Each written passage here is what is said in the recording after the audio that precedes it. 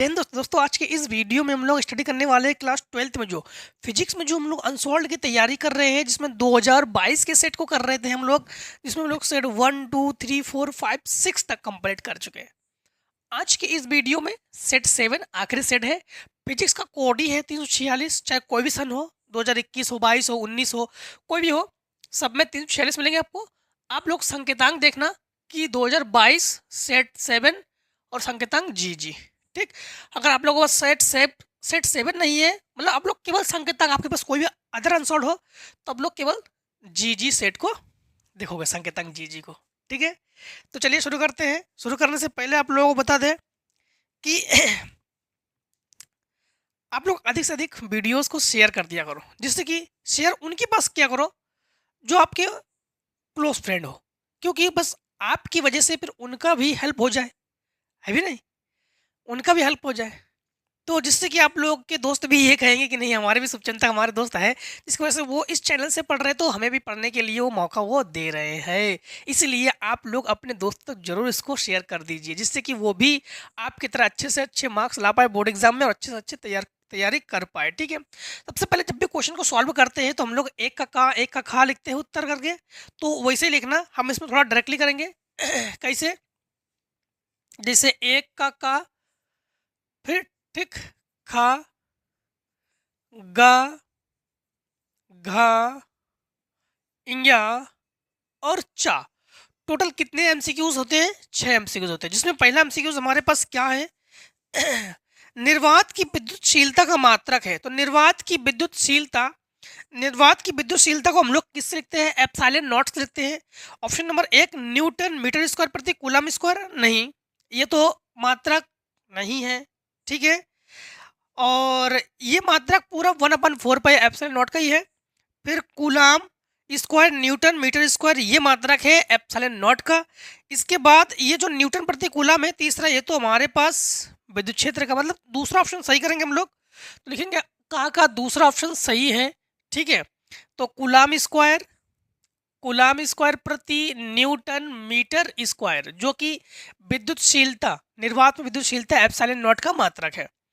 इसके बाद question number खा में है, नीचे दिए गए परिपथ में तुल्यधारिता ज्ञात करो। परिपथ इस प्रकार से है, समझना।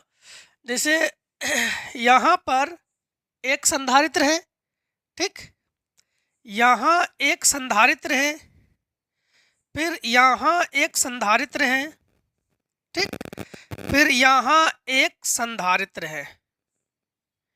सब में 3-3 माइक्रोफैरड की धारिता है, 3-3 माइक्रोफैरड, सब में जो है 3-3 माइक्रोफैरड की धारिता है।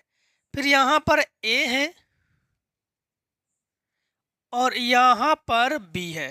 ठीक, ए और बी की बिंदुओं के बीच तुल्य धारिता हम लोग ज्ञात करेंगे। ए और बी के बीच, समझना। सबसे पहले धारा, मान लो कि हम ए से चलना प्रारंभ कर रहे हैं, ए से 3 जाएंगे, 3 से इस 3 जाएंगे, इस 3 से इस 3 जाएंगे।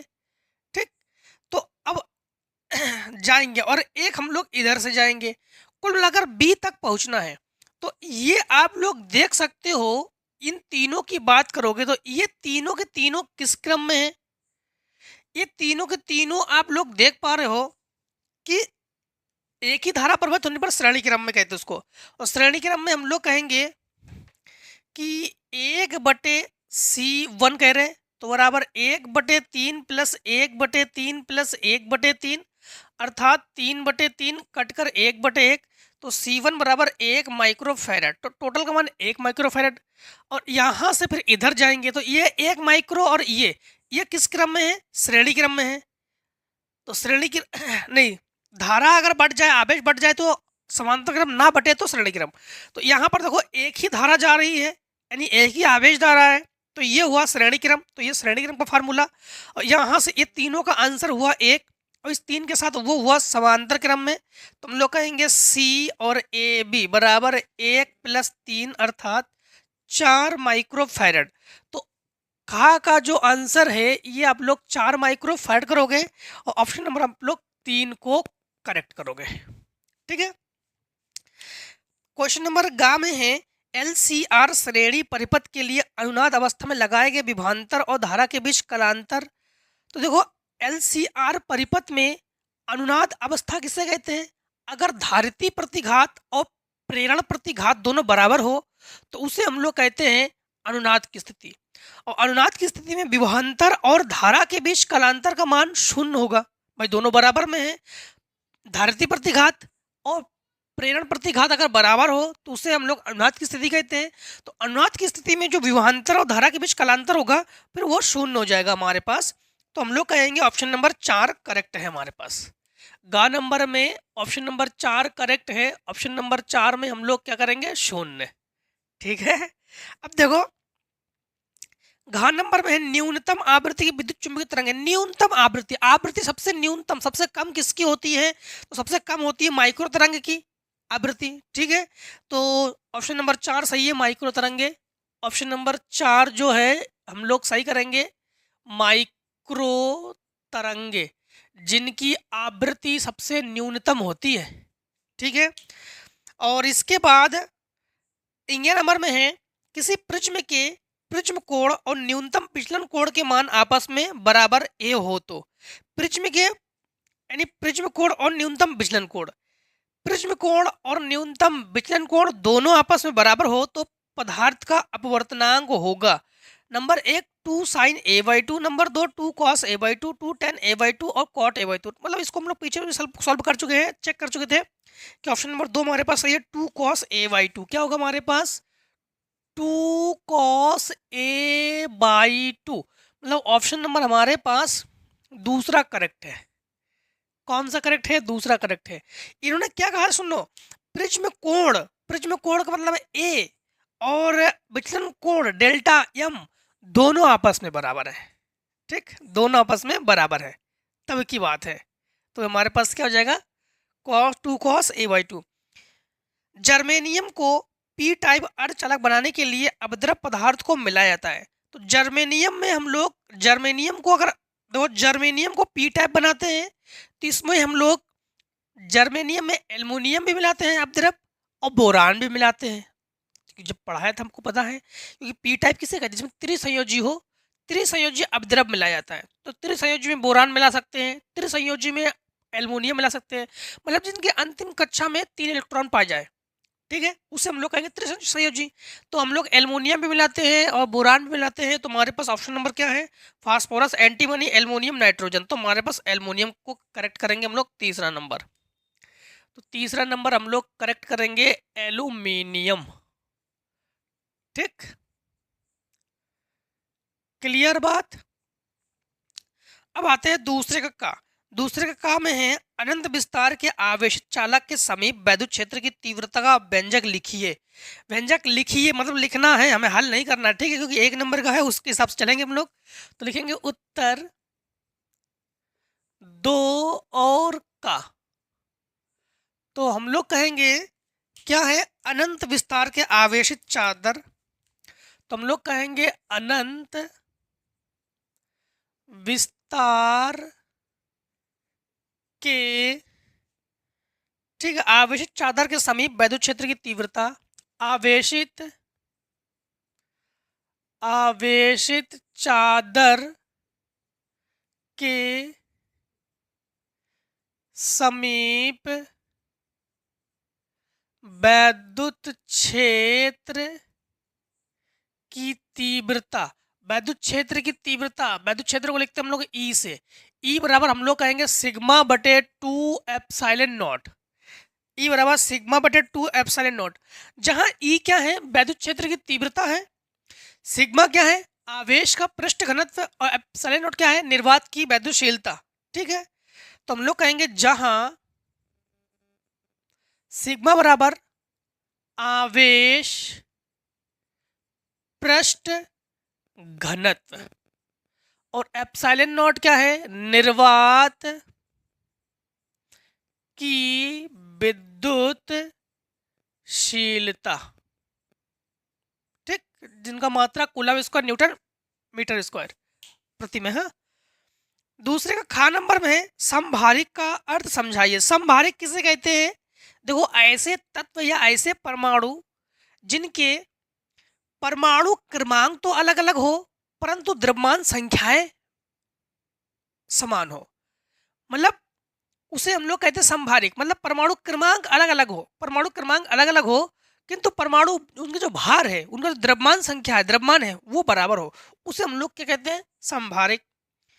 और दूसरे गा नंबर में है तो लिखेंगे उत्तर 2 और गा, ठीक है। उत्तर दूसरे के गा नंबर में है उत्तर 2 और गा। तो दूसरे के गा नंबर में क्या है, दूसरे के गा नंबर में है कि दिए गए किसी पृष्ठ के लिए आपतित प्रकाश की आवृत्ति और निरोधी विभव का ढाल कितना होगा। मतलब एक ग्राफ है, यूं एक ग्राफ है यूं, और ये विभवांतर और ये वेग, ठीक, और यूं गतिमान है, ठीक। तो इन्होंने पूछा है तो हम लोग कहेंगे जो v, ये v तथा ये विभवांतर v के बीच ढाल, ढाल को हम लोग किससे लिखते हैं, tan थीटा से, जो क्लास 11th की मैथ में पढ़ चुके हम लोग। tan थीटा लंब बटे आधार, ठीक है, लंब बटे आधार। तो tan थीटा, तो ये हो जाएगा हमारे पास ढाल h बटे ई, जहां h क्या है, प्लांक नेतांक, ई क्या है, इलेक्ट्रॉन पर आवेश। तो ये इन दोनों के बीच होंगे ढाल, ढाल या प्रवणता एक ही चीज है, ठीक है। इसके बाद देखो घा नंबर में है, घा नंबर में है दो समांतर धारावाही चालकों के बीच बल के आधार पर एम्पियर की परिभाषा लिखिए। तो बल के आधार पर हम लोग किसकी परिभाषा लिखेंगे, एम्पियर की परिभाषा लिखेंगे। तो सबसे पहले समझना कि एक एम्पियर वह विद्युत धारा है जो वायु या निर्वात में एक दूसरे से 1 मीटर दूरी पर स्थित दो सीधे एवं समांतर तारों में प्रवाहित होने पर प्रत्येक तार के प्रति मीटर लंबाई पर 2 × 10⁻⁷ न्यूटन का आकर्षण बल या प्रतिकर्षण बल उत्पन्न करती है। ये आप लोग लिखो किसमें, दो समांतर धारावाही चालकों के बीच बल के आधार पर एम्पियर की परिभाषा, यही लिखोगे आप लोग। एम्पियर की जो परिभाषा है वो तो आप लोग जानते हो, लेकिन जो इन्होंने कहा है कि दो समांतर धारावाही चालकों के बीच बल, उसके आधार पर परिभाषा इसे लिखोगे, ठीक है। बाकी अगर एम्पियर का नियम आ जाए तो अलग है, एम्पियर की परिभाषा तो अलग है, ठीक है, ध्यान रखना। विवर्तन प्राप्त करने के लिए इन्होंने पूछा है, विवर्तन प्राप्त करने के लिए रेखा क्षेत्र, मतलब हम लोग कहेंगे दूसरे का इंगिया नंबर। तो उत्तर 2 और इंगिया नंबर, दूसरे के इंगिया नंबर में है विवर्तन प्राप्त करने के लिए रेखा क्षेत्र की चौड़ाई लगभग कितनी होनी चाहिए। तो देखो आपको बता दें कि विवर्तन प्राप्त करने के लिए तो लिखना आप लोग, विवर्तन प्राप्त करने के लिए रेखा छिद्र की चौड़ाई। अब रेखा छिद्र, विवर्तन किससे कहते जानते हो, कि किसी प्रकाश का किसी किनारों से मुड़ने की घटना, ठीक है। तो हम लोग कहेंगे कि छिद्र की चौड़ाई तरंग दैर्घ्य की कोटि की होनी चाहिए। हाँ, चौड़ाई जो है ये तरंग दैर्घ्य की कोटि की होनी चाहिए। तो चौड़ाई कितनी होनी चाहिए, जो तरंग है और उसकी जो तरंग दैर्घ्य है, उसकी तरंग दैर्घ्य की जो कोटि है, उसकी कोटि की होनी चाहिए विवर्तन प्राप्त करने के लिए रेखा क्षेत्र की चौड़ाई। तो रेखा क्षेत्र की चौड़ाई कितनी होनी चाहिए, तो तरंग दैर्घ्य की कोटि की होनी चाहिए, तरंग दैर्घ्य की कोटि की होनी चाहिए, ठीक है। इसके बाद क्वेश्चन नंबर दूसरे का चा, आवेश की गतिशीलता को परिभाषित कीजिए। तो हेडिंग क्या डालोगे आप लोग, आवेश की गतिशीलता। तो आवेश की गतिशीलता किसे कहते हैं? तो हम लोग कहेंगे एकांक वैद्युत क्षेत्र। मतलब एकांक का मतलब जानते हो, 1 न्यूटन प्रति कूलम वैद्युत क्षेत्र है। एकांक वैद्युत क्षेत्र में आवेश वाहकों की अनुगमन चाल को आवेश वाहकों की गतिशीलता कहते हैं। इसे हम लोग म्यू ई से दर्शाते हैं, और म्यू ई बराबर न्यू डी बटे ई।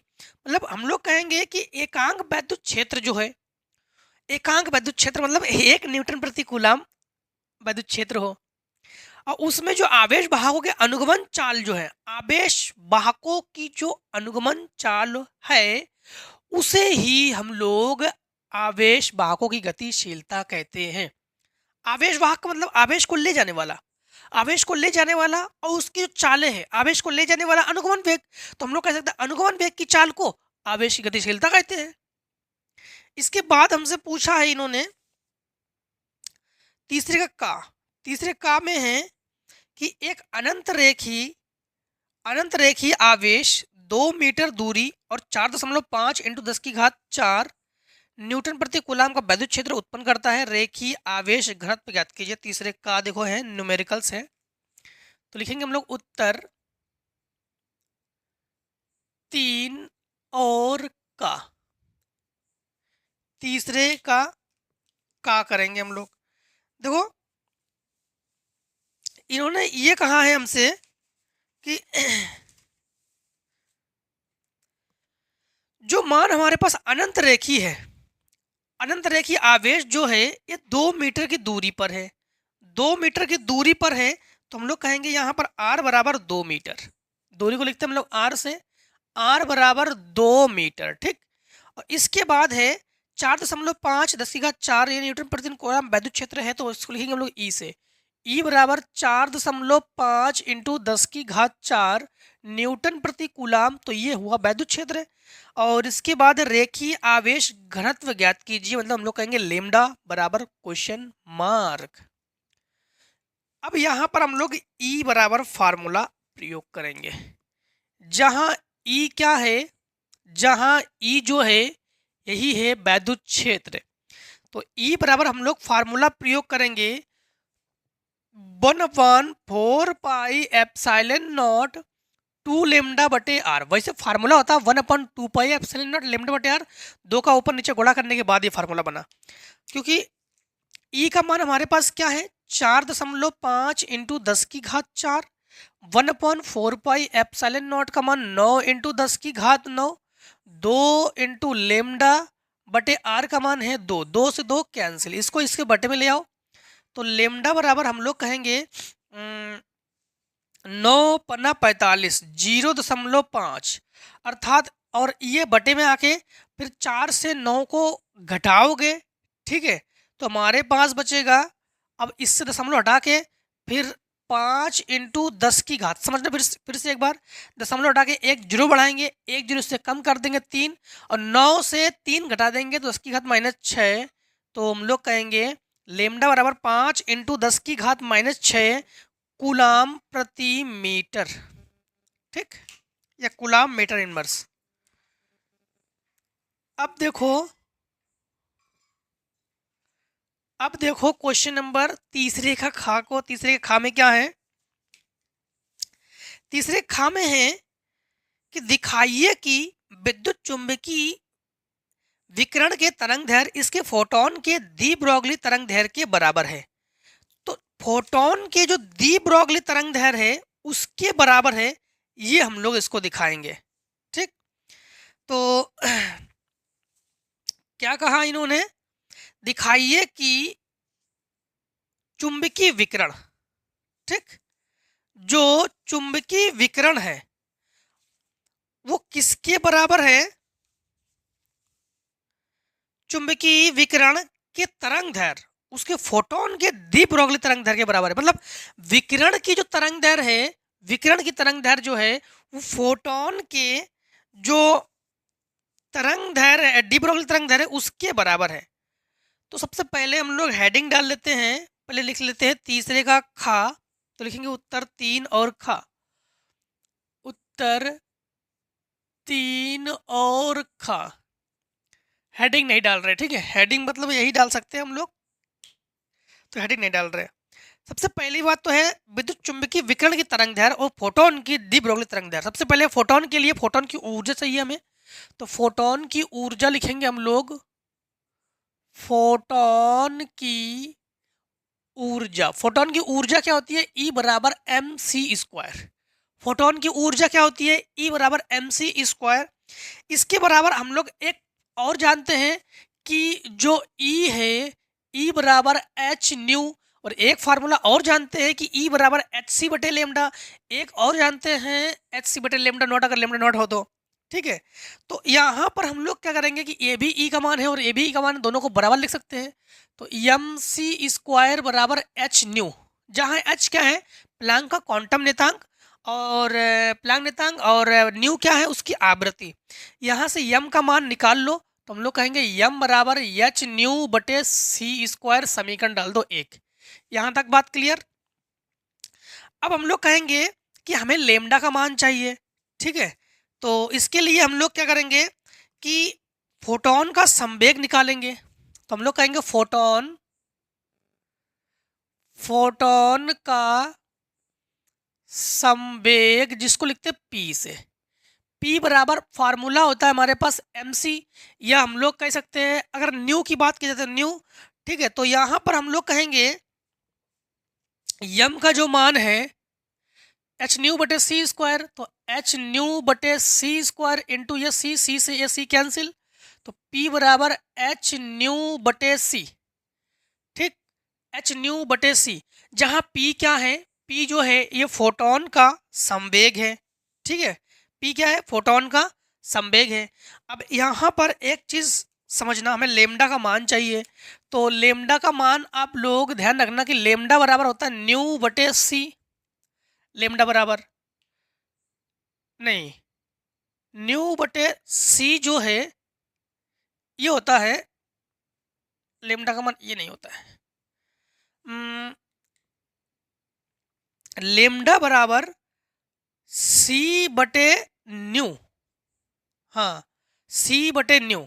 तो अगर हम लोग क्या करेंगे कि P बराबर यहाँ पर लिखेंगे H बटे, ये न्यू उल्टा है तो इसको लेमडा को बटे में लिखेंगे।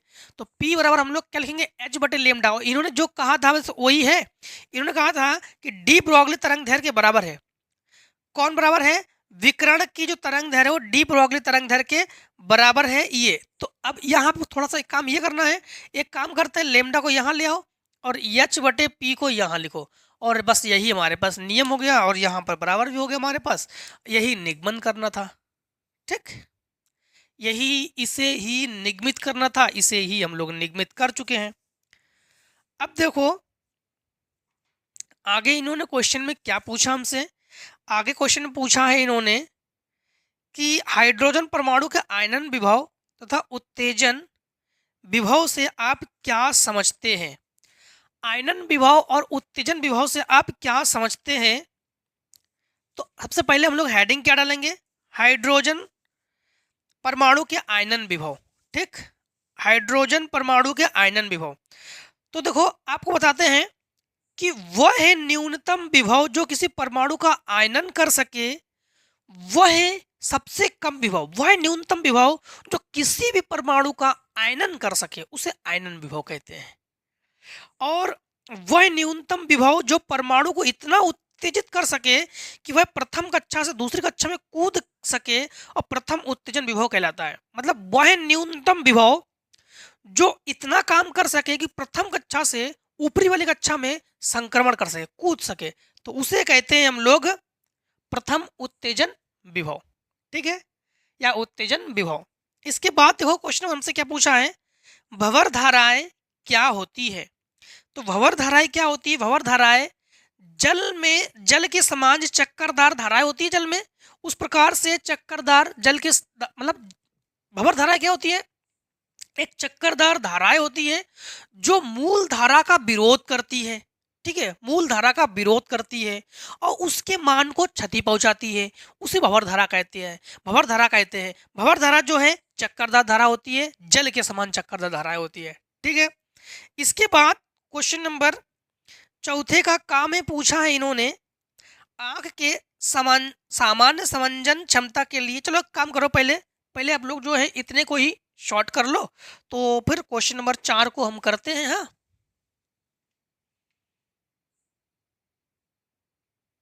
हम लोग 4 का क्या करेंगे, आंख के सामान्य समंजन के लिए अपवर्तनी खगोलीय दूरदर्शी द्वारा दूर स्थित वस्तु की प्रतिबिंब बनने के लिए किरण आरेख बनाइए। इस दशा में दूरदर्शी की आवर्धन क्षमता का सूत्र लिखिए।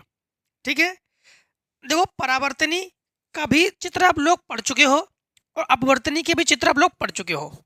ठीक है, परावर्तनी तो आप लोग सेट 6 में ही पढ़ चुके हो, अपवर्तनी पीछे के सेट में पढ़ चुके थे।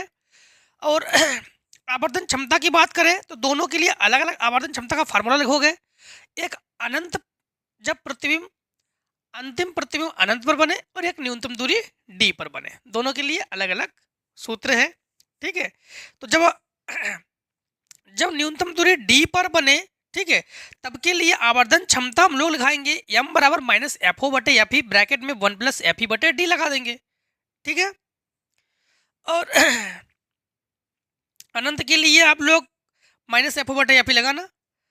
तो यहाँ पर क्वेश्चन नंबर 4 के खा को करने जा रहे हैं हम लोग। ठीक, तो चौथे का खा तो लिखेंगे उत्तर 4 और खा, तो उत्तर 4 और खा। 4 के खा में हमारे पास एक समीकरण है, बी बॉय बराबर 8 इंटू 10 की घात माइनस 6, बी बॉय बराबर 8 इंटू 10 की घात माइनस 6। ठीक है, और इसके बाद साइन 2 इंटू 10 की घात 11 टी प्लस 300 पाई एक्स मात्रक टेस्ला। ठीक है, चुंबकीय क्षेत्र में दिया गया, ये गणना कीजिए। नंबर 1, चुंबकीय क्षेत्र की तरंग दैर्घ्य मतलब लेमडा बराबर हम लोग ज्ञात करेंगे, लेमडा बराबर ज्ञात करेंगे। नंबर 2, दोलनित चुंबकीय क्षेत्र का आयाम, चुंबकीय क्षेत्र का आयाम यानी बी नॉट हम लोग ज्ञात करेंगे। और इसके बाद दोलनी वैद्युत क्षेत्र का आयाम अर्थात हम लोग ई नॉट को ज्ञात करेंगे। सबसे पहले हम लोग चुंबकीय क्षेत्र का एक फार्मूला होता है जो कि हम लोग कहेंगे कि B बराबर B naught sine omega T plus K X से हम लोग क्या कर लेंगे, तुलना। ठीक, जब इससे तुलना करेंगे तो हम लोग कहेंगे कि यहाँ पर बी नॉट बराबर 8 इंटू 10 की घात माइनस 6 टेस्ला, जो कि दूसरे का आंसर हो गया हमारे पास। ठीक, जो कि दूसरे का आंसर हुआ हमारे पास। एक फार्मूला और बता दे आपको, चलो इस पर तुलना कर लेते हैं, तुलना करके पहले मान को लिख लेते हैं।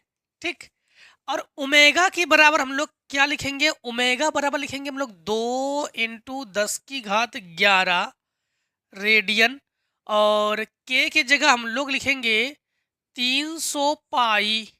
ठीक, के की जगह। अब देखो एक फार्मूला हम लोग भली भांति इससे परिचित भी है कि फार्मूला C बराबर ई नॉट बटे बी नॉट। ठीक, ई नॉट बटे बी नॉट, सी का मान निश्चित है 3 इंटू 10 की घात 8, इसे गुणा में ले जा रहे हैं इसके, तो बी नॉट का मान है 8 इंटू 10 की घात माइनस 6 बराबर ई नॉट। तो हम लोग कहेंगे कि ई नॉट बराबर 8 3 का 24 इंटू 10 की घात 8 से 6 घटा दो तो 2, तो 2400 लिख दो डायरेक्टली। तो हम लोग कहेंगे कि ई बराबर 2400 न्यूटन प्रति कूलाम या वोल्ट प्रति मीटर, कुछ भी लिख सकते हैं हम लोग। हाँ, तो या 2.3 भी कर सकते हैं, 10 की घात 3 भी कर सकते हैं हम लोग। अब हमारे पास भाई साहब लेमडा को ज्ञात करेंगे। अब लेमडा भाई साहब रहेगा, अब लेमडा भाई साहब को ज्ञात करते हैं। ठीक है, तो हम लोग कहेंगे यहाँ पर फार्मूला जो लेमडा भाई साहब के लिए ज्ञात करेंगे, तो के बराबर 2 पाई बटे लेमडा। तो हम लोग कहेंगे कि यहाँ पर लेमडा बराबर 2 पाई/के। तो लेमडा बराबर 2 पाई और बटे के का मान क्या है? के का मान 300 पाई। 300 पाई, पाई से पाई कैंसिल, तो 1/150 इसको काटोगे, बराबर हमारे पास लेमडा। तो लेमडा का मान क्या आ गया? 1/150 मीटर। तो ये आ गया लेमडा का मान। ठीक, लेमडा बराबर 1/150 दशमलव बना सकते हो, भाग वगैरह करके दशमलव कर सकते हो। ठीक, अब देखो क्वेश्चन नंबर हम लोग चौथे के खा को कर चुके हैं, चौथे के गा को करेंगे। हाइड्रोजन परमाणु का एक इलेक्ट्रॉन, तो चौथे गा तो लिखेंगे उत्तर 4 और गा, उत्तर 4 और गा। चौथे गा में है, चौथे गा में है कि हाइड्रोजन परमाणु का इलेक्ट्रॉन 0.5 एंगस्ट्रॉम, 0.5 एंगस्ट्रॉम जो है, तो वृत्ताकार कक्षा में हाइड्रोजन परमाणु, तो 0.5 एंगस्ट्रॉम त्रिज्या। ठीक, त्रिज्या को हम लोग लिखते हैं आर से, सबसे पहले इसी को लिख लेते हैं। तो आर बराबर 0.5 एंगस्ट्रॉम या 0.5 इंटू 10⁻⁻10, अगर मीटर में कन्वर्ट करेंगे तो 10⁻⁻10। ठीक, और हाइड्रोजन परमाणु का एक इलेक्ट्रॉन 10⁻17 चक्कर प्रति सेकेंड लगा रहा है। तो चक्करों की जो संख्या है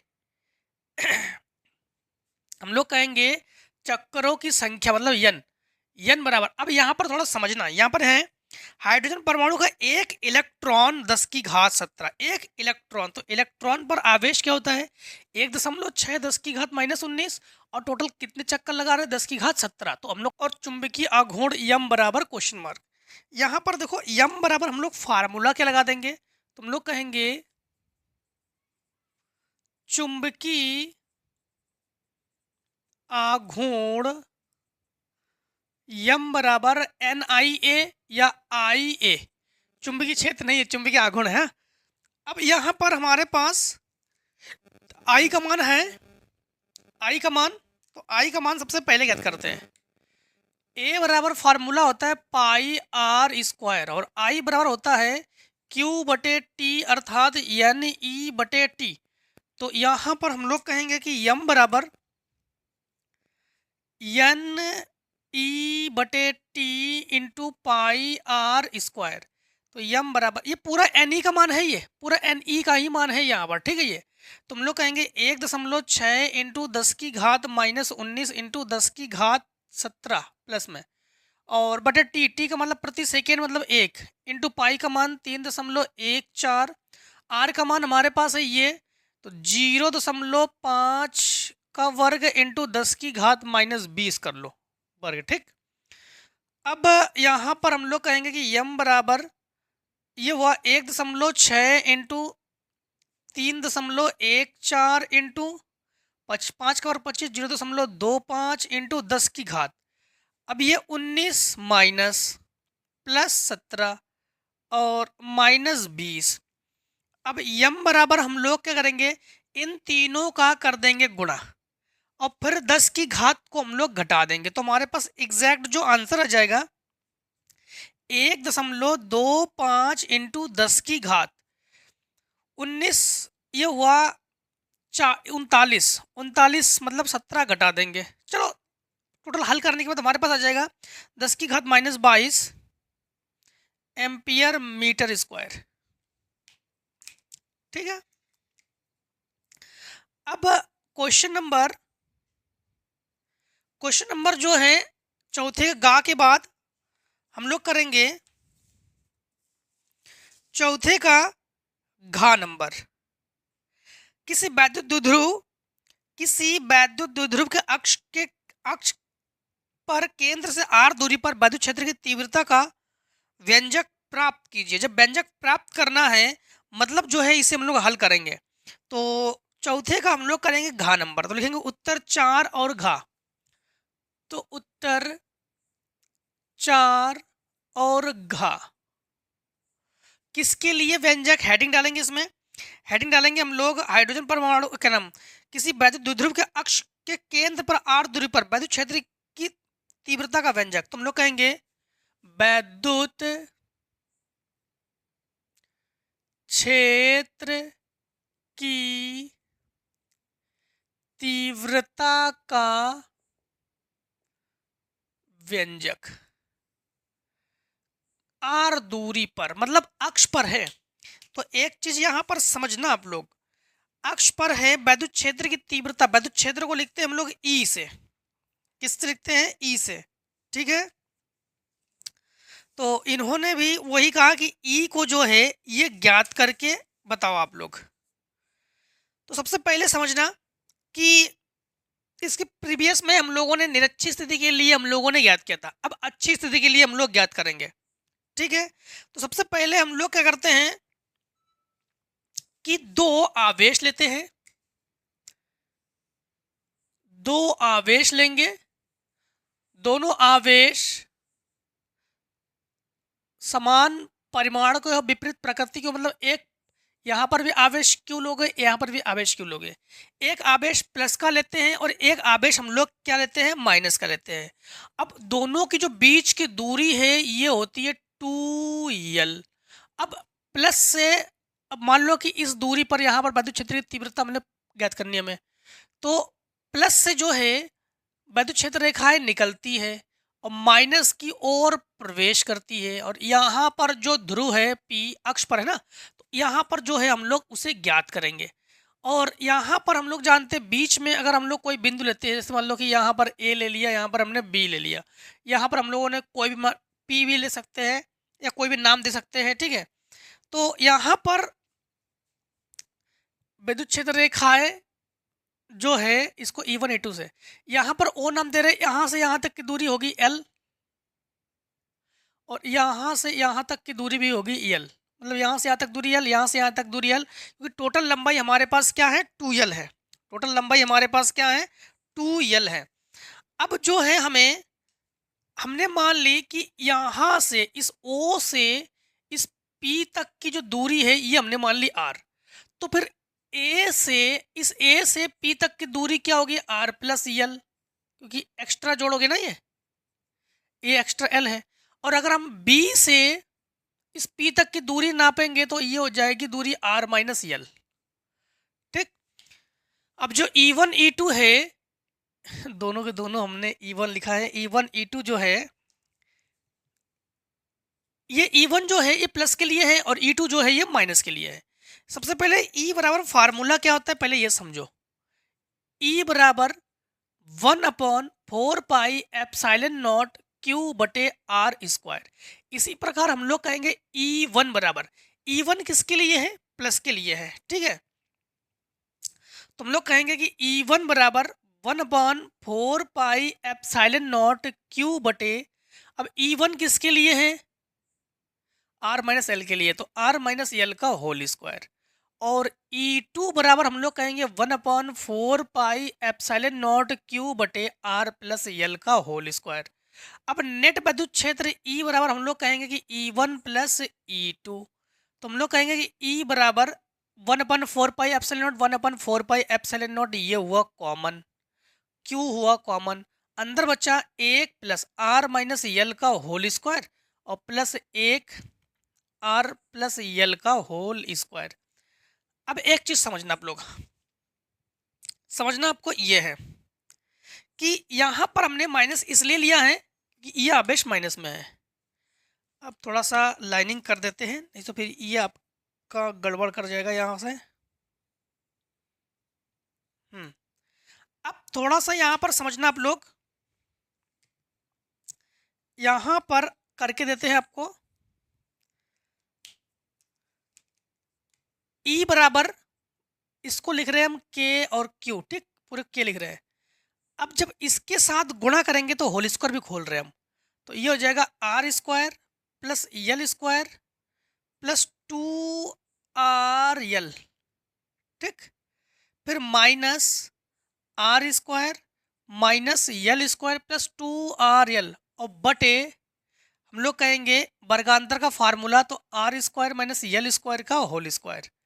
अब यहाँ पर ये प्लस और नहीं, ये तो प्लस माइनस है, ये नहीं कर सकता, ये माइनस प्लस कैंसिल, ये माइनस प्लस कैंसिल, ये 2RL ये हुआ 4RL, तो के क्यू और इनटू ये 4RL बटे, यहाँ पर एक चीज ध्यान रखना कि जो आर स्क्वायर है is very very greater than L square. R जो है एल से बहुत अधिक है, मतलब नगण्य हो जाएगा ये, तो बटे हम लोग कहेंगे आर की घात 4, एक घात से ये कैंसिल, तो ये हुआ हमारे पास के क्यू इंटू 4L और बटे आर क्यूब।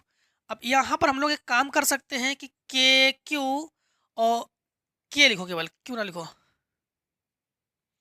यहाँ पर हम लोग लिख रहे के इंटू 4 को हम क्या लिख रहे हैं समझना, Q इंटू 2L और इंटू 2, बात तो वही है, बटे आर क्यूब। यहाँ पर समझना हम E बराबर डायरेक्टली फार्मूला लिख रहे हैं, थोड़ा सा शॉर्ट की वजह से शॉर्ट कर दिया हमने।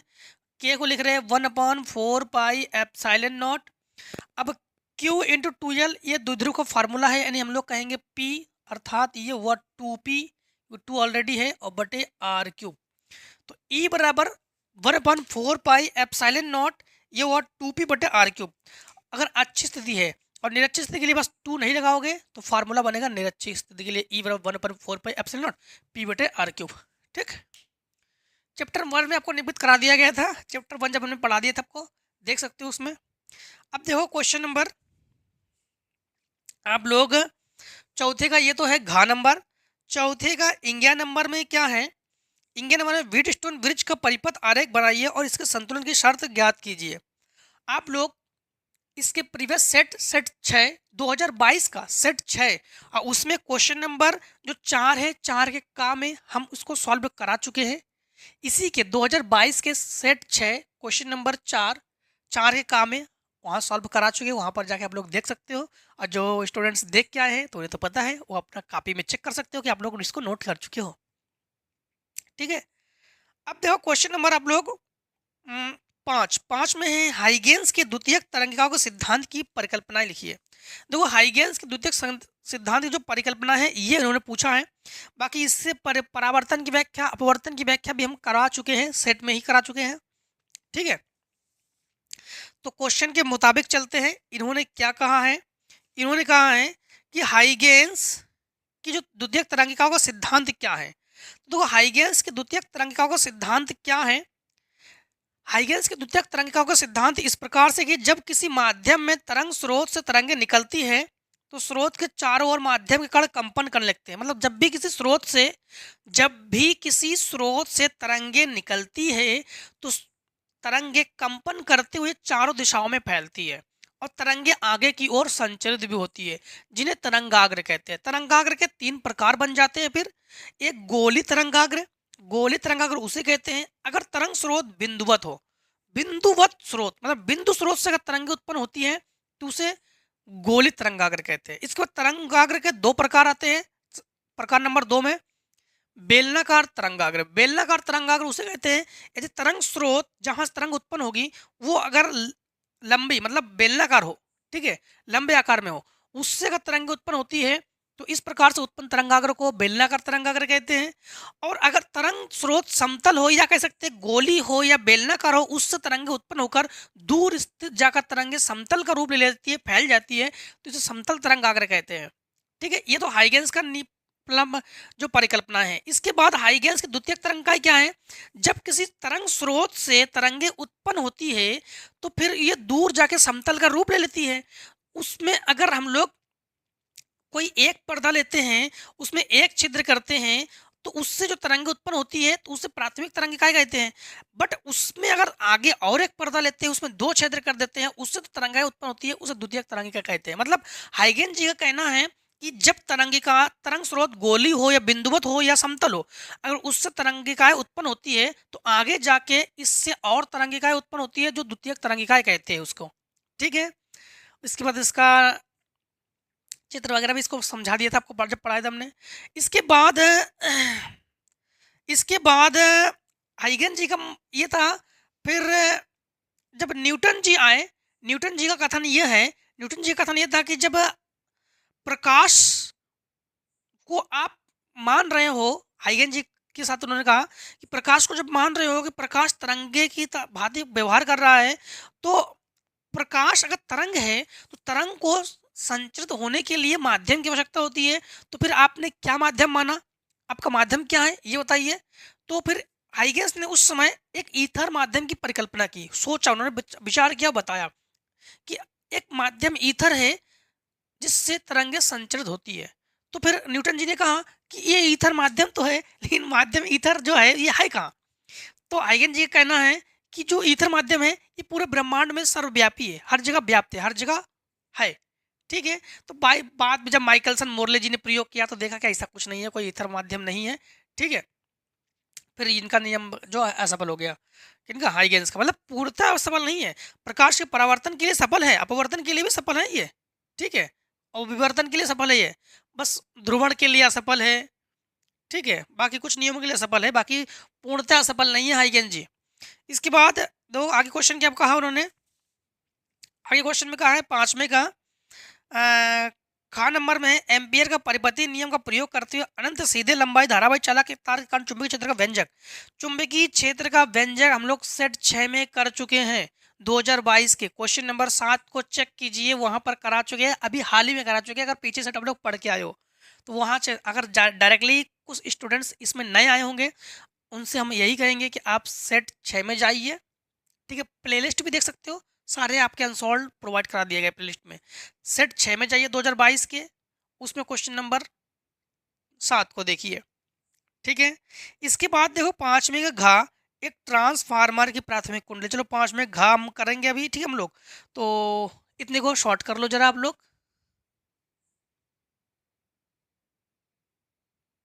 देखिए क्वेश्चन नंबर हम लोग करेंगे कौन सा, क्वेश्चन नंबर करते हैं पांचवें का घा नंबर। ठीक। पांचवें घा नंबर देखो तो लिखेंगे उत्तर 5 और घा, उत्तर 5 और घा। पांचवें घा नंबर में है कि एक ट्रांसफार्मर की प्राथमिक कुंडली से कितनी धारा ली जाती है जो 220 ओम प्रतिरोध को एक मशीन के को चलाने के लिए 220 वोल्ट को 22 वोल्ट में परिवर्तित करता है। ठीक। तो सबसे पहले जो हमारे पास है प्राथमिक कुंडली में तुम लोग लेंगे इसको वीपी लिखेंगे, प्राइमरी वोल्टेज। ठीक। जो कि 220 वोल्ट है, 220 वोल्ट है। इसके बाद द्वितीयक कुंडली में क्या है, सेकेंडरी वोल्टेज 22 वोल्ट है, 22 वोल्ट है। और आर बराबर हमारे पास 220 ओम है। ठीक। 220 ओम है। और जो हमारे पास है आई यानी प्राथमिक कुंडली में, द्वितीय कुंडली में धारा ज्ञात करेंगे हम लोग। और इसके बाद है प्राथमिक कुंडली में भी हम लोग धारा जो है ज्ञात करेंगे, मतलब प्राथमिक कुंडली से कितनी धारा ली जाती है, मतलब प्राथमिक कुंडली वाला हम लोग ज्ञात करेंगे। सबसे पहले हम लोग ओम का नियम सही जानते हैं, आई बराबर हम लोग जानते हैं ओम का नियम आई बराबर वी बटे आर, अर्थात यहाँ पर सेकेंडरी, यहाँ पर सेकेंडरी। तो यहाँ पर हम लोग कहेंगे कि आई यश बराबर ये हुआ हमारे पास 22 बटे आर का मान है हमारे पास 220, ये हमारे पास 1/10। तो आई यश बराबर 0.1 एम्पियर की धारा बहेगी यहाँ से। ठीक। और इसके बाद हम लोग कहेंगे, इसके बाद हम लोग कहेंगे अब ट्रांसफार्मर वाले पे आते हैं। ट्रांसफार्मर में हम लोग जानते हैं कि वी एस और आई एस बराबर वीपी आई पी। ठीक। वी एस आई एस और वीपी आई पी। तो वी एस क्या है हमारे पास, वी एस है 22, आई एस क्या है 0.1, बीपी क्या है 220, आईपी हमें नहीं पता, हम ज्ञात करने वाले से। तो यहाँ पर हम लोग इसको बटे में ले आओ, नहीं इससे इसको बटे में ले आओ। तो हम लोग कहेंगे कि आई पी बराबर 22 इंटू 0.1 बटे 220, इससे कैंसिल करो 10। तो आई पी बराबर हम लोग कहेंगे 0.01 एम्पियर। तो ये हुआ हमारे पास प्राथमिक कुंडली से इतनी धारा ली जाती है। कितनी धारा, 0.01 यानी 0.01 एम्पियर की धारा। इसके बाद देखो हमसे इन्होंने पूछा चल कुंडली धारामापी से एक एल्युमिनियम की फ्रेम पर चल कुंडली धारामापी में कुंडली का एक एल्यूमिनियम फ्रेम पर क्यों लपेटी जाती है। फिर 12 ओम प्रतिरोध। चलो पहले लिखते हैं 5 में घा और अथवा, तो लिखेंगे उत्तर, उत्तर 5 और घा और अथवा। ये पूरा लिखा करो आप लोग। अथवा अगर करोगे बोर्ड एग्जाम में एक लिख करना, लेकिन लिखना पूरा। आप लोग केवल अथवा कर देते हो, एग्जामिनर कंफ्यूज हो जाते हैं कि हम इसमें से कौन सा करें। ठीक है, एग्जामिनर हो जाते हैं कंफ्यूज, तो हमें एग्जामिनर को बिल्कुल भी कंफ्यूज नहीं करना हम लोगों को। ठीक है, तो तो क्या पूछा इन्होंने, इन्होंने पूछा है हमसे कि चल कुंडली धारामापी में कुंडली का एल्यूमिनियम फ्रेम पर क्यों लपेटी जाती है। तो ध्यान रखना कि चल कुंडली धारामापी में कुंडली को एल्युमिनियम फ्रेम पर इसलिए लपेटा जाता है जिससे चुंबक के ध्रुवों के बीच चुंबक की तीव्रता का मान बढ़ जाए, इसलिए इसे लपेटा जाता है। इसके बाद इसमें पूछा है कि 12 ओम प्रतिरोध। 12 ओम प्रतिरोध तो कुंडली वाले में हम लोग जानते हैं कि ओम प्रतिरोध है, तो इसको जी से लिखेंगे हम लोग। जी बराबर 12 ओम प्रतिरोध है। और इसके बाद है धारामापी में 2.5 माइक्रो एम्पियर की धारा। तो हम लोग कहेंगे धारामापी में ना, तो आई जी बराबर 2.5 इंटू 10⁻³ एम्पियर। माइक्रो एम्पियर है, मिली एम्पियर है, तो उसको हमने चेंज कर लिया। इसके बाद है कि पूर्ण स्केल विक्षेप प्राप्त करता है, इससे 0 से 7.5 एम्पियर के प्रास के, मतलब हम लोग कहेंगे आई जो है हमारे पास 7.5 एम्पियर का प्रास जो है, प्रास के अमीटर में कैसे परिवर्तित करेंगे। अमीटर में कैसे परिवर्तित करेंगे, तो अमीटर का प्रतिरोध हम लोग ये ज्ञात करेंगे। ठीक, तो हम लोग यहां पर फार्मूला लगा देंगे, यश बराबर आई जी बटे आई माइनस जी, मतलब आई माइनस आई जी। ठीक, यहां पर हम लोग इसके अकॉर्डिंग मान को रखेंगे। आई जी का मान क्या है, 2.5 इंटू 10⁻³ जी का मान क्या है 12 बटे आई का मान क्या है 7.5, आई जी का मान क्या है 2.5 इंटू 10⁻³ अब एक चीज चेक करेंगे कि दोनों मिली एम्पियर में तो नहीं है। क्या दोनों मिली एम्पियर में तो नहीं है? नहीं है। ठीक है, अब यहां पर हम लोग गुणा कर लेते हैं। 12 पंचे 60, 6, 12 दूनी 24 और 6 30 इंटू 10⁻³ बटे 7.5 माइनस, इसे नीचे ले आओ, मतलब हम लोग इसको लिख के बता देते आपको। 2.5 10⁻³ है, तो इस 3 को यहाँ से हटाकर 10⁻³ मतलब 3 जीरो कर सकते हैं, और दशमलव हटा के 1 जीरो बढ़ा लेंगे, 4 अंक के बाद दशमलव लगा देंगे, तो हम लोग कहेंगे 0.0025, और 7.5 से 0.0025 अर्थात 00 ये घटा देंगे, तो हमारे पास बचेगा 10 से 5, 9 से 7, और ये हुआ 9, ये हुआ 4, 7.49। 7.49 को हम लोग 7.5 भी कर सकते हैं, क्योंकि केवल मात्र 0 पॉइंट की कमी है, इसीलिए हम लोग इसे ऐसे कर सकते हैं। या आप लोग अगर कहोगे कि नहीं हम लोग जो है पूरा लिखेंगे, तो पूरा भी लिख सकते हो। ठीक, अब काम क्या है, इतने का भाग इसमें कर देंगे हम लोग, तो लगभग 7 चौक 28, तो 4 दशमलव आना चाहिए हमारे पास। ठीक, 7 चौक 28, तो हम लोग ले रहे हैं इसको 4 इंटू 10⁻³ अप्रोक्स है लगभग, हाँ ओम। 7 चौक 28, बस ऐसे ही पॉइंट आप लोग एग्जैक्ट मान ले लेना, हम केवल इतने को ले रहे हैं। ठीक है, अब देखो क्वेश्चन नंबर हम लोग करेंगे आगे, इसको मिली एम्पियर भी लिख सकते हैं हम लोग, मिली ओम भी लिख सकते हैं, ये ध्यान रखना। आगे हमारे पास क्वेश्चन नंबर 5 में का इंगिया नंबर, पीएन संधि डायोड का उपयोग करते हुए अर्ध तरंग दिष्ट कार्य के लिए परिपथ आरेख बनाइए, इसकी कार्यविधि समझाइए। देखो इसको अच्छे से कार्यविधि जो है हम सेट 6, सारे सेट 6, बहुत सारे क्वेश्चन जो है सेट 6 में बता चुके हैं इसी के क्वेश्चन, तो सेट 6 में जाइए, क्वेश्चन नंबर 4 पे जाइए और गा नंबर को देखिए, वहां पर हम इसको करा चुके हैं। ठीक है, क्वेश्चन नंबर 6 जो है समांतर प्लेट संधारित्र धारिता के लिए व्यंजक, जो कि बहुत अच्छे से आप लोग कर लोगे आई होप, क्योंकि इसको कई बार करा चुके हैं इसी सेट में, कंटिन्यू शुरुआत में 1 2 3 लगातार तीनों सेट में पूछ दिए गए थे ये। इसके बाद 6 का अथवा जो है न्यूमेरिकल्स हैं तो 6 के अथवा को हम करते हैं, तो लिखते हैं उत्तर 6 और अथवा। उत्तर 6, 6 और अथवा। ठीक, तो देखो 6 का जो अथवा है, इसे हमारे पास एक चित्र है इस प्रकार से, यहाँ पर यूं, यहाँ पर इस प्रकार से है, फिर यहाँ पर फिर से कहीं ऐसा तो नहीं इसे करा चुके हैं, नहीं ये अलग है। फिर यहाँ पर एक बार चेक करते हैं, हमें लग रहा है कि इसे भी हम पीछे के सेट में करा चुके हैं, नहीं कराए हैं तो करा देंगे, कोई दिक्कत नहीं, बस एक बार रीचेक कर लेते हैं हम। नहीं वो अलग है, 1 माइक्रोफैरड, 12 माइक्रोफैरड। ठीक, चलो तो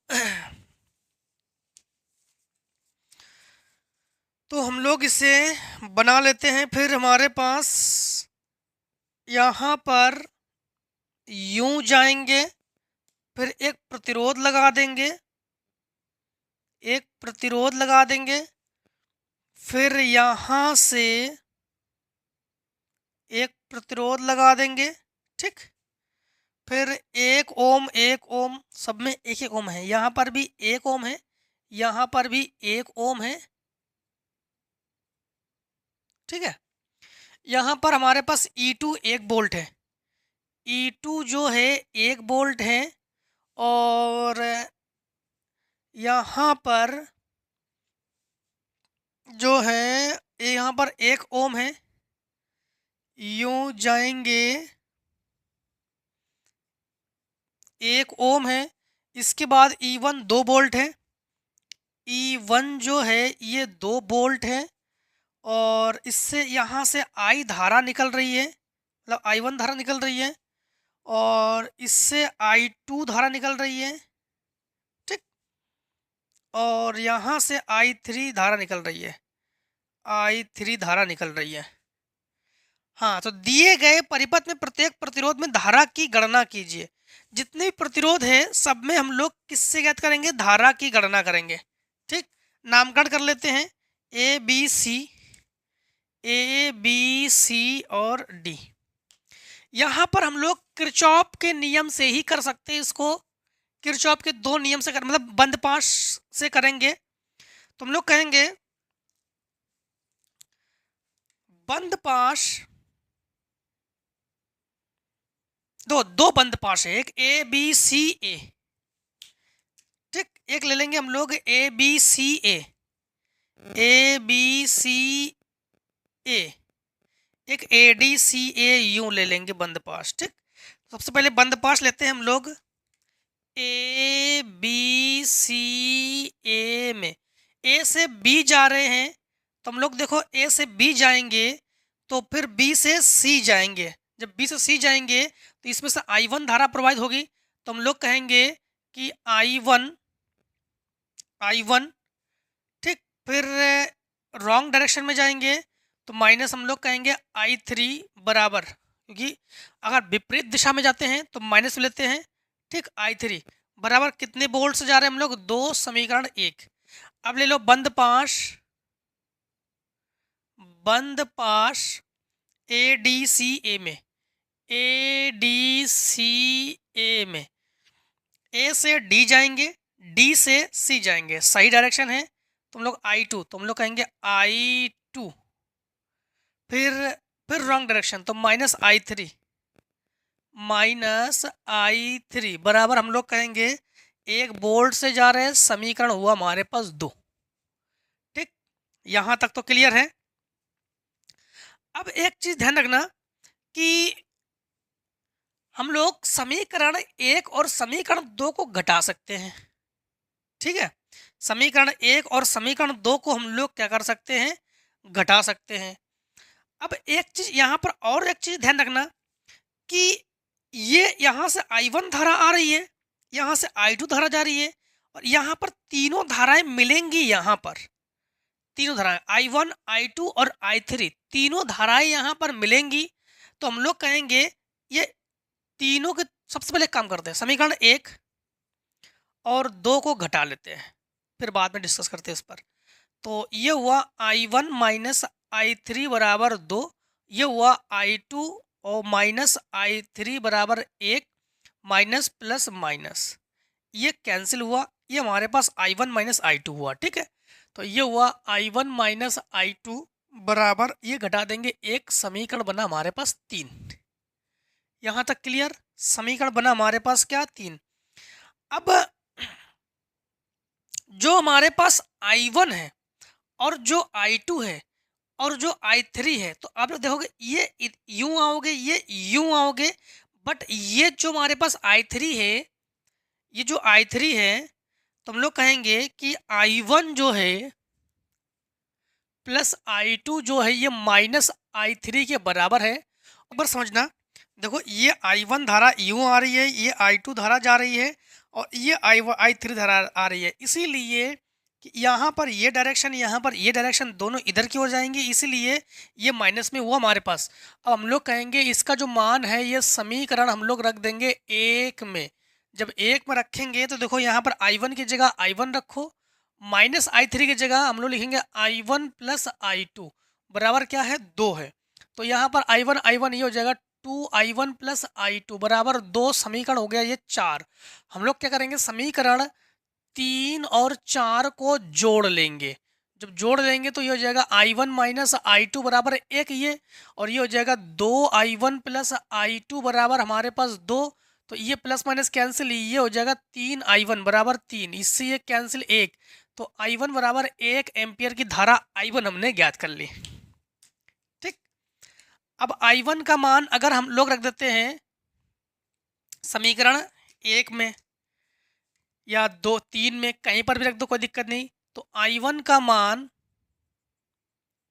समीकरण 3 व 1 में रखने पर, ठीक, तो 3 में रखेंगे यहाँ पर, तो I1 का मान है 1, 1 और 1 पक्षांतर करेंगे तो I2 का मान हो जाएगा हमारे पास 0।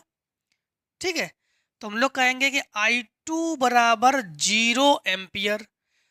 यहाँ पर रख देंगे 1, पक्षांतर कर देंगे तो 1, तो I3 का मान हमारे पास हो जाएगा माइनस 1 एम्पियर। तो I1 I3 यही हमसे पूछा इन्होंने, तीनों के तीनों हमने ज्ञात कर लिया हम लोगों ने। एक ये आंसर हुआ और एक हमारे पास ये आंसर हुआ, एक हमारे पास ये आंसर हुआ। अब देखो क्वेश्चन नंबर हम लोग करेंगे कौन सा, क्वेश्चन नंबर जो है 7। तो 7 को करने से पहले आप लोग एक काम कर लो, शॉर्ट कर लो। क्वेश्चन नंबर जो है हम लोग करते हैं 7 को, दिए गए परिपथ में हम लोग निम्नलिखित को ज्ञात करेंगे। नंबर 1 धारिती प्रतिघात ज्ञात करेंगे। नंबर 1 क्या ज्ञात करेंगे हम लोग? धारिती प्रतिघात यक्षी ज्ञात करेंगे। नंबर 2 हम लोग क्या ज्ञात करेंगे? नंबर 2 हम लोग प्रेरकी प्रतिघात ज्ञात करेंगे, मतलब यक्ष यल ज्ञात करेंगे। नंबर 3 हम लोग परिपथ की प्रतिबाधा ज्ञात करेंगे, मतलब हम लोग जेड को ज्ञात करेंगे। नंबर 4 धारा और वोल्टेज के बीच कलांतर ज्ञात करेंगे, मतलब नंबर 4 में हम लोग कलांतर फाई को ज्ञात करेंगे। और नंबर 5 में हम लोग वोल्टेज का वर्गमाद मूल मान ज्ञात करेंगे, तो नंबर 5 में VRMS ज्ञात करेंगे। सबसे पहले हमारे पास जो मान है ये यल है, तो यल बराबर 10 हेनरी, और ये आर है 500 ओम, और ये सी है 20 माइक्रोफैरड, अर्थात 20 इंटू 10 की घात माइनस 6 फैरड। और वी बराबर V naught sine omega T, तो वी नॉट बराबर 200 वोल्ट, और ओमेगा के जगह 1000 टी, 1000 या 100 जो भी है हम बाद में करेक्शन करके ले लेंगे। ठीक है, ओमेगा टी मतलब 1000 रेडियन। हाँ, अब देखो सबसे पहले हम लोग ज्ञात करते हैं यक्सी। यक्स सी बराबर फार्मूला हो जाएगा 1/ओमेगा सी। ठीक, ओमेगा सी मतलब हम लोग कहेंगे कि 1/ओमेगा का मान है 1000 और सी का मान है 20 इंटू 10 की घात माइनस 6। इसे ऊपर ले जाओ तो ये हुआ हमारे पास 2 और 1 4 जीरो, हाँ 4 जीरो, और 1 2 3 4 5 6, 1 2 3 4 जीरो, 1 2 3 4 जीरो, कैंसिल, ये हुआ 50। तो हम लोग कहेंगे कि एक्स सी बराबर 50 ओम, एक आंसर आया हमारे पास। ठीक ये आया एक आंसर। अब हम लोग ज्ञात करेंगे यक्स यल। तो यक्स यल बराबर हम लोग फार्मूला जानते हैं, ये होता है ओमेगा यल। ठीक, यक्स यल बराबर ओमेगा यल। तो हम लोग कहेंगे कि यक्स यल बराबर ओमेगा का मान क्या है 1000, यल का मान क्या है 10, तो ये हुआ 10,000 ओम। तो ठीक है, तो हम लोग कहेंगे कि यक्स यल बराबर क्या है हमारे पास 10,000 ओम। अब हम लोग ज्ञात करेंगे प्रतिबाधा जेड। तो हम लोग कहेंगे कि जेड बराबर under root R square plus x L minus x y का होल स्क्वायर। ठीक, तो यहाँ पर हम लोग कहेंगे कि आर का जो मान है, आर का मान क्या है 500, तो हम लोग कहेंगे कि 500 का वर्ग प्लस 10,000 से 50 घटा दोगे, एक्सएल माइनस एक्सी है, 10,000 से 50 घटा देंगे तो 10,000 माइनस 50 का वर्ग। तो जेड बराबर अंडर रूट में ये हुआ 500 का वर्ग और प्लस 0 का 0, 10 से 5, यहाँ बचा 9,950 का वर्ग। अब आप लोग 500 का वर्ग निकाल लेना, 9,950 का वर्ग निकाल लेना, फिर इसे अंडर रूट से निकालना। ठीक है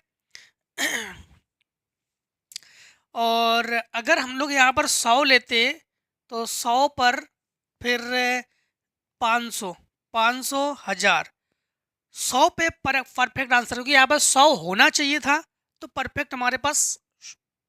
चलो जब उन्होंने 1000 दिया तो हमने 1000 ही लिया है। ठीक है, तो इनका वर्ग निकालना, इनका वर्ग निकालना, दोनों को जोड़कर अंडर रूट से निकालना। इसके बाद आप लोग ज्ञात करोगे कि कलांतर फाई।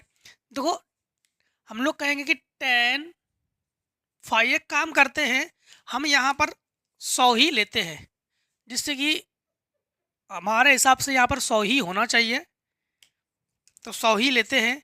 तो हम लोग कहेंगे ओमेगा बराबर 100, ठीक, रेडियन। अब समझना, तो यहाँ पर अगर हम 100 लेंगे, ठीक, तो यहाँ पर 3 जीरो, तो 3 जीरो काटेंगे, ठीक, 3 जीरो काटेंगे, तो 3 जीरो काटेंगे तो बचेगा हमारे पास 1000, क्योंकि यहाँ पर 100 को 3 जीरो, तो ये काटेंगे तो बचेगा हमारे पास 1000, और 2 से काटेंगे तो ये जगह 500, तो ये हो जाएगा हमारे पास 500, और ये 100 और 10, तो ये हो जाएगा 1000। अब यहाँ पर हम लोग कहेंगे कि यहाँ पर 500, ये हुआ 1000 माइनस 500, तो ये घटा देंगे तो बचेगा 500, तो ये आ जाएगा हमारे पास 500 का वर्ग। तो 500 का वर्ग मतलब 500 का वर्ग ले लो कॉमन, तो बचा 1 प्लस 1, 500 का अंडर रूट से निकालो, तो जेड बराबर हम लोग कहेंगे कि 500 अंडर रूट 2 ओम, अगर हम लोग 100 लेते हैं। ठीक अब हम लोग ज्ञात करेंगे tan फाई बराबर फार्मूला होता है एक्स एल माइनस एक्स सी बटे, ठीक, आर, या हम लोग कहेंगे, चलो, तो tan फाई बराबर एक्सएल का मान क्या है हमारे पास, एक्सएल का मान है 1000 माइनस 500 बटे आर का मान क्या है 500, तो tan फाई बराबर ये हुआ 500 बटे 500, कटकर 1, जो कि tan 45 का मान है, तो फाई बराबर हम लोग कहेंगे 45 अंश, या कहेंगे हम लोग π/4। ठीक, अब इन्होंने पूछा है लास्ट में VRMS, तो VRMS बराबर V0 बटे अंडर रूट 2। V0 का मान हमारे पास क्या है 200 है, ये है 200, ये 200, तो बराबर 200 बटे अंडर रूट 2, अर्थात अंडर रूट 2 का ऊपर नीचे गुणा कर लो। तो VRMS बराबर 200 अंडर रूट 2/2, इसको कैंसिल करो तो हम लोग कहेंगे 100 अंडर रूट 2 वोल्ट। ये हो गया आंसर। ठीक, टोटल। अब देखो क्वेश्चन नंबर 7 में कथवा है, गोली अपवर्तक पृष्ठ के लिए आप लोग सूत्र लिखिए और इसकी सहायता से पतले लेंस 1/F बराबर n-1 ब्रैकेट में 1/R1 - 1/R2 का निगमन कीजिए।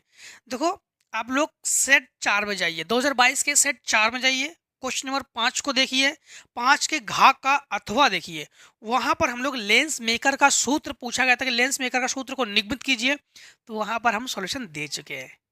ठीक, तो सेट 2022 इसी 22 का ही, सेट 4 क्वेश्चन नंबर 5 का घा का अथवा, उसमें लेंस मेकर का सूत्र है, बस वही है जो को हम बता चुके हैं इसको। हाँ, क्वेश्चन नंबर 8 में क्या है, कला संबद्ध और कला असंबद्ध प्रकाश के स्रोतों से आप क्या समझते हैं। यंग के द्विझिर्री प्रयोग में से झिर्रियों के बीच की दूरी 0.28 मिलीमीटर है और पर्दा 1.4 मीटर की दूरी पर रखा गया है।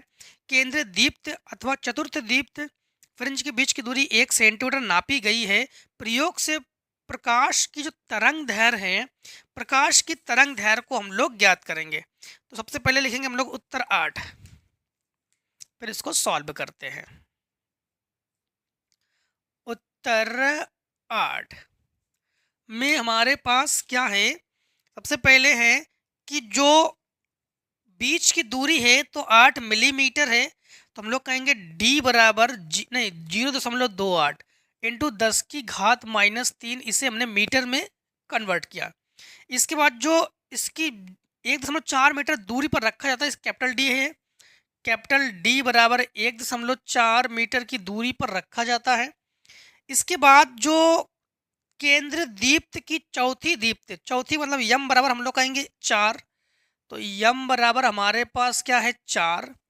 और इसके बाद जो फिर 1.2 मीटर के बीच की दूरी मतलब यक्स, तो यक्स बराबर हम लोग कहेंगे 1.2 मीटर की सेंटीमीटर है तो मीटर में कन्वर्ट कर लेंगे, तो हम लोग कहेंगे 10 की घात -2 मीटर। हम लोग ज्ञात करेंगे प्रयोग में प्रयुक्त प्रकाश की तरंग दैर्घ्य एवं दीप्त फ्रिंज की जो मतलब तरंग दैर्घ्य हम लोग ज्ञात करेंगे, मतलब लेमडा बराबर क्वेश्चन मार्क।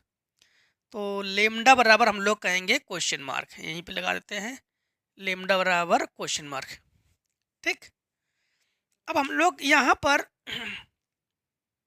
फार्मूला लगा देंगे केंद्रीय दीप्त फ्रिंज की के लिए, तो यक्स बराबर फार्मूला हम लोग लगा देंगे यहाँ पर यम डी लेमडा बटे डी, यम डी लेमडा बटे डी।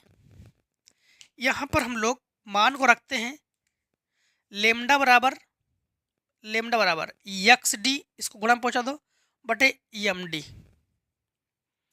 तो यक्स का मान क्या है हमारे पास 1.2 इंटू 10 की घात -2 और डी का मान क्या है 0.28 इंटू 10 की घात -3 और बटे यम का मान क्या है 4 और डी का मान क्या है 1.4। ठीक, तो 4 तिया 12, 0.3, 14 दूनी 28, तो दशमलव हटा के 1 जीरो बढ़ा लो, दशमलव हटा के 2 जीरो बढ़ा लो, 1 जीरो से ये कैंसिल कर लो, तो ये हुआ 2।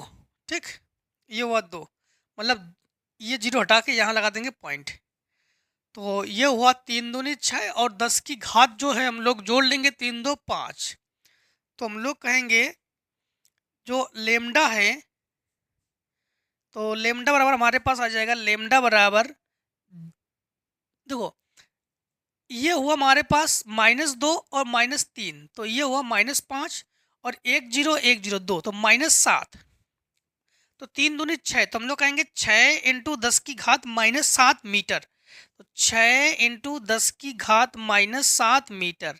या हम लोग कर सकते हैं कि लेमडा बराबर अगर एंगस्ट्रॉम बदलेंगे तो 6000 एंगस्ट्रॉम, क्योंकि एंगस्ट्रॉम के लिए 10 की घात +10 करेंगे, +10 का मतलब हो गया है 7 घटा देंगे। एंगस्ट्रॉम में बदलने के लिए 10 की घात +10 करेंगे और +10 करेंगे इसमें गुणा में, तो 10 से 7 घटा देंगे 3 तो 6000 एंगस्ट्रम या 6 × 7 मीटर कर लो। ठीक है। इसके बाद देखो क्वेश्चन नंबर हम लोग करते हैं 8वें का अथवा, तो लिखेंगे उत्तर 8 और अथवा। उत्तर 8 और अथवा। 8 के अथवा में है एक धातु का कार्यफलन 2 इलेक्ट्रॉन वोल्ट है और 5000 एंगस्ट्रॉम तरंगधर के एक वर्णी प्रकाश से प्रदीप्त है। गणना कीजिए देहली तरंगधर, प्रकाश के इलेक्ट्रॉन की अधिकतम गतिज ऊर्जा, निरोधी विभव। मतलब 3 चीज हम लोग इसमें ज्ञात करेंगे। ठीक, 3 चीज जब ज्ञात करेंगे तब हमें मिलेंगे 5 नंबर। देखो, तो सबसे पहले हमारे पास क्या है, कार्यफलन। तो W बराबर लिखेंगे हम लोग 2 इलेक्ट्रॉन वोल्ट, अर्थात 2 × 1.6 × 10⁻⁻19 जूल। ठीक, और इसके बाद अगर बदलेंगे तो इसके बाद तरंग दैर्घ्य 5000 एंगस्ट्रॉम है, तो हम लोग कहेंगे लेमडा बराबर 5000 × 10⁻−10, ये हुआ मीटर में एंगस्ट्रॉम है। तो नंबर 1 हम लोग क्या करेंगे, देहली तरंग दैर्घ्य। देहली तरंग दैर्घ्य का मतलब हुआ हमारे पास लेमडा नॉट ज्ञात करेंगे। नंबर 2 क्या ज्ञात करेंगे, प्रकाश इलेक्ट्रॉनों की अधिकतम गतिज ऊर्जा। अधिकतम गतिज ऊर्जा मतलब के मैक्सिमम जो है ये हम लोग ज्ञात करेंगे।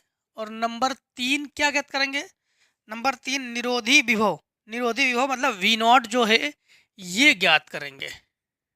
ठीक, सबसे पहले यहां पर एक फार्मूला लगाएंगे हम लोग, W बराबर H बटे लेमडा नॉट। ठीक, W की जगह मतलब लेमडा नॉट की जगह हम लोग लिखेंगे, लेमडा नॉट तो याद करेंगे, H बटे W। H का मान 6.6 × 10⁻⁻34 निश्चित मान है ये प्लैंक का नियतांक, और W का मान है हमारे पास 2 इलेक्ट्रॉन वोल्ट। ठीक है, W का मान क्या है हमारे पास, 2 इलेक्ट्रॉन वोल्ट, मतलब 2 × 1.6 × 10⁻⁻19।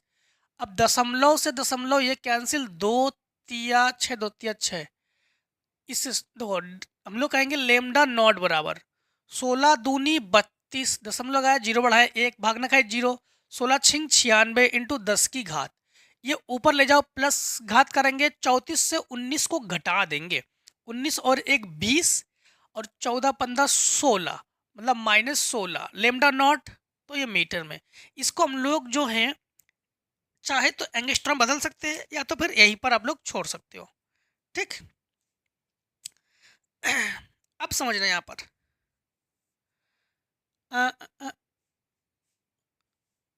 फिर से एक बार चेक करेंगे 6। एक चीज यहाँ पर, एक चीज ध्यान रखना, एक चीज छूटा है फार्मूले में, HC बटे लेमडा होता है। HC बटे लेमडा, C का मान अब हम रख दे रहे हैं, C का मान होता है 3 × 10⁸। तो लेमडा नॉट बराबर 6 तिया 18 और 3 दूनी 6, 6.18 10⁻, 16 से 8 घटा दो तो -8, और ये हो गया मीटर। अब देखो हम लोग ज्ञात करेंगे अधिकतम गतिज ऊर्जा, जिसको हम लोग लिखते हैं के मैक्सिमम। ठीक, तो यहां पर हमारे पास के बराबर फार्मूला हो जाएगा हमारे पास के बराबर E - W।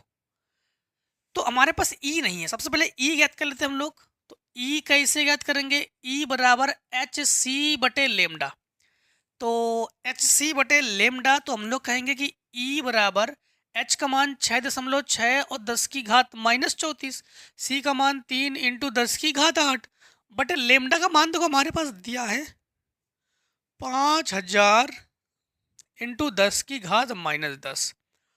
ठीक, अब दशमलव हटा के 1 0 और बढ़ा लो।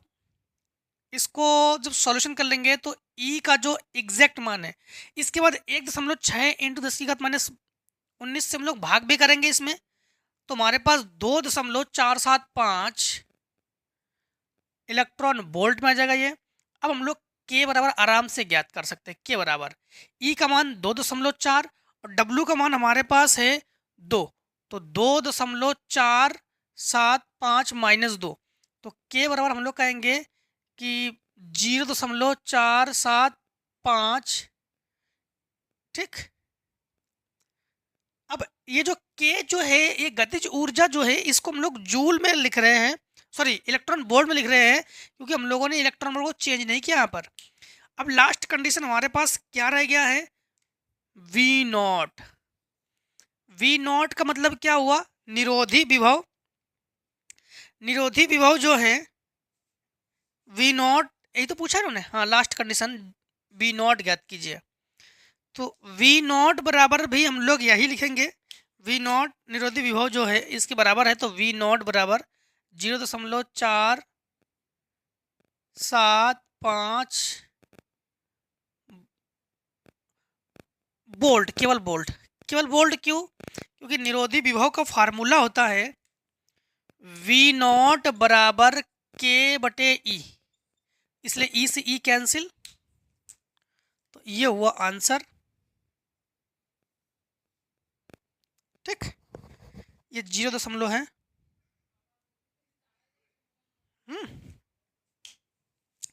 अब देखो क्वेश्चन हमसे इन्होंने पूछा है फोटो डायोड क्या है, इसके कार्य सिद्धांत की व्याख्या कीजिए, फोटो डायोड के कुछ महत्वपूर्ण उपयोग भी बताइए। तो जो फोटो डायोड है, फोटो डायोड का हम लोग उपयोग किस में करते हैं, फोटो डायोड का उपयोग जैसे आपके पास सड़क में जो लाइटों का प्रयोग करते हैं, उन लाइटों का प्रयोग हम लोग किस में करते हैं, फोटो डायोड में ही करते हैं। ठीक है, तो इन्होंने जो पूछा है फोटो डायोड क्या है, तो आपको बता दें कि फोटो डायोड एक प्रकाश संवेदनशील अर्धचालक है जो कि पीएन संधि डायोड से मिलकर बना होता है। ठीक है, और यह उत्क्रम की भांति कार्य करता है। उत्क्रम का मतलब जानते हो, उत्क्रम का मतलब होता है पी क्षेत्र को माइनस से जोड़ देंगे बैटरी के, और एन क्षेत्र को बैटरी के प्लस से जोड़ देंगे। ठीक है, कार्य कर जब इस पर उपयुक्त आवृत्ति का प्रकाश डाला जाता है, उपयुक्त आवृत्ति का प्रकाश जब डाला जाता है, जितने प्रकाश चाहिए उतने प्रकाश को डाला जाता है, तब इसमें धारा प्रवाहित होती है, और धारा प्रवाह बढ़ जाता है जिसके कारण इसमें धारा प्रवाहित होती है। ठीक है, मतलब क्या होता है कि इसके एक जिंक धातु की प्लेट होती है, उस पर उपयुक्त आवृत्ति का प्रकाश डाला जाता है, उत्क्रम अभिनत की भांति कार्य करता है, इसलिए ये आवेश जो है इकट्ठा होते रहते हैं, इसमें इकट्ठा होता रहता है आवेश। जब आवेश इकट्ठा हो जाता है तो क्या होता है कि रात्रि के समय में जो है अब उत्क्रम अभिनत की भांति अब प्रकाश जब इस पर आपतित नहीं होता है, तो क्या होता है कि इलेक्ट्रॉन गतिमान होने की वजह से इलेक्ट्रॉन के विपरीत में धारा प्रवाहित होती है, जिस कारण से रात्रि में लाइट जलती है इसमें। हाँ, अब फोटो डायोड का जो सिद्धांत है, फोटो डायोड का सिद्धांत जो है, ये जब फोटो डायोड का उपयुक्त आवृत्ति का प्रकाश डाला जाता है तो इस फोटोन अवशोषण से इलेक्ट्रॉन कोटर युग्म होते हैं, जिनके कारण परिपथ में धारा बढ़ जाता है। और क्या पूछा इन्होंने, और पूछा है फोटो डायोड के महत्वपूर्ण उपयोग। बस वही फोटो डायोड का उपयोग हम लोग किस में करते हैं, जो सड़क पर लाइट वगैरह हम लोग प्रयोग करते हैं, इसमें ही हम लोग फोटो डायोड का जो है प्रयोग वगैरह करते हैं हम लोग। ठीक, और इसके बाद इन्होंने क्या पूछा है, इन्होंने पूछा है हाइड्रोजन परमाणु के ऊर्जा स्तर आरेख बनाइए। हाइड्रोजन परमाणु के, तो हाइड्रोजन ऊर्जा स्तर आरेख में आपको पता है टोटल कितनी श्रेणियां होती है, 5 श्रेणियां होती है। नंबर 1 लाइमन श्रेणी जो पराबैंगनी क्षेत्र में है, नंबर 2 बामर श्रेणी जो दृश्य क्षेत्र में है, नंबर 3 पाश्चन श्रेणी, नंबर 4 ब्रैकेट श्रेणी, नंबर 5 फुंड श्रेणी। तीनों के तीनों ब्रैकेट पाश्चन फुंड जो है, मतलब पहले सुन लो, तीनों के तीनों श्रेणी मतलब जो लाइमन श्रेणी है वो पराबैंगनी क्षेत्र में है, और जो बामर है वो दृश्य में है, जो फिर इसके बाद पाश्चन ब्रैकेट फुंड, ये तीनों जो है ये औरक क्षेत्र में पाए जाते हैं। ठीक है, इसके बाद है इसके विभिन्न श्रेणियों के संक्रमण को प्रदर्शित कीजिए। संक्रमण के लिए देख पा रहे हो कि संक्रमण का मतलब है इलेक्ट्रॉन जो पहली कक्षा का इलेक्ट्रॉन है वो दूसरी कक्षा में जा सकता है, तीसरी कक्षा में जा सकता है, चौथी, पांचवी, छठी अनंत तक कक्षा है तो उसमें छलांग कर मार सकता है, मतलब संक्रमण कर सकता है। वैसे ही दूसरी कक्षा के जो इलेक्ट्रॉन है वो तीसरी कक्षा में जा सकता है, चौथी कक्षा में जा सकता है, पांचवी कक्षा में जा सकता है। इसी प्रकार इसका संक्रमण दिखाते हैं। लाइमन श्रेणी की सबसे छोटी तथा सबसे बड़ी तरंगदैर्घ्य की गणना भी कीजिए। चलो, और आपको बता दें कि जो फोटो डायोड है ये 2024 के सेट, जो 2024 के एग्जाम मतलब 25 के एग्जाम है, 2025 के एग्जाम में ये नहीं पूछे जाएंगे, क्योंकि इस बार 2025 के एग्जाम में फोटो डायोड जो है आपका है नहीं। अगर 2025 के बाद आप लोग पढ़ रहे हो तो फोटो डायोड को पढ़ने की जरूरत, आवश्यकता आपको नहीं है, ठीक है। और अगर सिलेबस में जोड़ दिया जाएगा तो फिर हम उसको फिर से दोबारा पढ़ाएंगे आपको, ठीक है, ये दोनों चीज़ें। तो चलो, आज जो है सेट 7 को हम लोग यहाँ पर समाप्त करते हैं। अब हम लोग 2023 के सेट को, आप लोग आइए 2023 के सेट से आप लोग कंटिन्यू पढ़िए, ठीक है। तो आज की वीडियो को हम लोग यहीं पे समाप्त करते हैं दोस्तों।